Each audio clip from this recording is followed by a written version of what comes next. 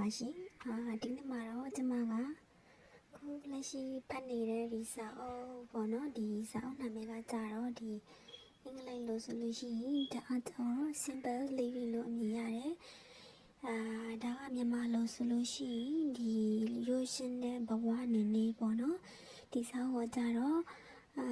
ဂျပန်ပုံတော်ကြီးဂျပန်စင်ပုံတော်ကြီးဗုဒ္ဓဘုန်းတော်ကြီးတစ်ပါးကဒီရေးသားထားတာဖြစ်တယ်ခုလိုဖတ်ပြရတဲ့ရွေးချက်ကတော့ဒီခက်ခဲချုပ်ထွေးတဲ့ဒီခုလိုကာလကြီးမှာဘဝနေနေတွေကလေကျမတို့ဒီတိထားဖို့လိုအပ်တယ်ပေါ့နော်ဒီအကြောင်းမို့ဒီစာအုပ်ကိုဖတ်ပြရခြင်းဖြစ်ပါတယ်ဒီနေ့မှာတော့ဒီစာအုပ်ရဲ့ဒီအချက်တွေ30ပေါ်ပြထားတာထဲကမှဒီနံပါတ်1ဖြစ်တဲ့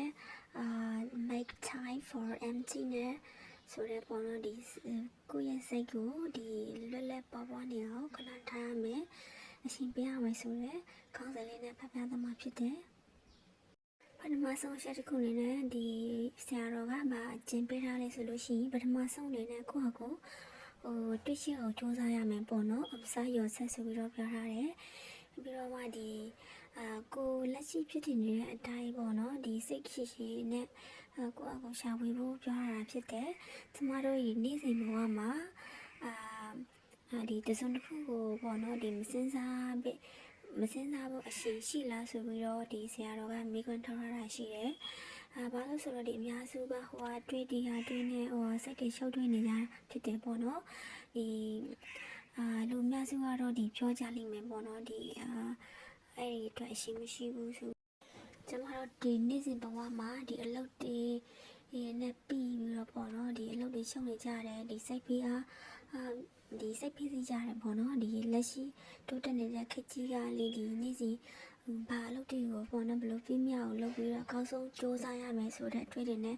နေမျောပြီးတော့အလုပ်တွေများနေကြတယ်ဒီလိုမျိုးဒီနေ့စဉ်ပေါ့နော်ဒီလို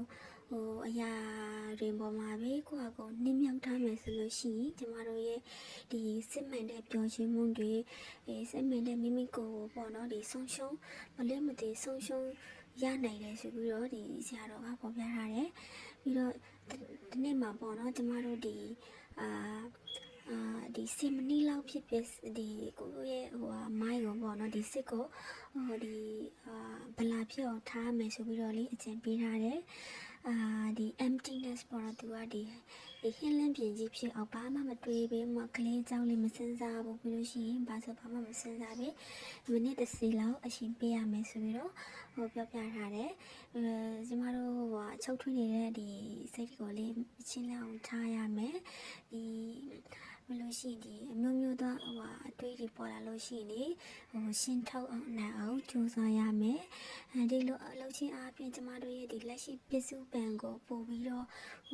တတိထားမိလာပြီးတော့ဒီ subject shift ကကြတော့ဒီဒီပို့ပြီးတော့ဒီမတိမတာနဲ့ပိုကောင်းတဲ့ကိုယ့်ကိုအလိုက်ဖြစ်စေတဲ့အရာပေါ့နော်အဲ့ဒါ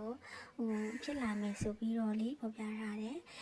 တခြားဒီအရာတွေနဲ့ကိုယ့်ကိုစိတ်အာရုံကမလွင့်အောင်ထားပြီးတော့ကိုယ့်ရဲ့ဒီ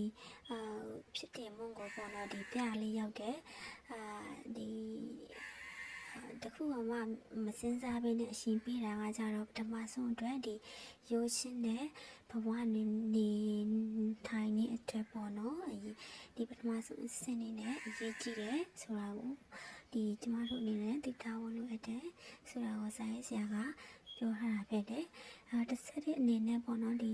reading session မှာပါတယ်တချို့တော့ဒီဝါရလေးတွေပေါ့နော် vocabulary လေးတွေကိုကျမကဒီ3လုံးလောက်ကိုပေါ့နော်ဒီသူအတိုက်ပြီးကို mention လုပ်ပြီးထားမှာဖြစ်တယ်အဆုံးထိနားထောင်ပေးတဲ့အတွက်အကုန်လုံးကိုကျေးဇူးတင်ပါတယ်ဒီ audio file လေးကို channel တက်တက်ဆိုလို့ရှိရင်like and subscribe လေးလုပ်ပေးဖို့မမေ့ပါနဲ့အောင်ရှင်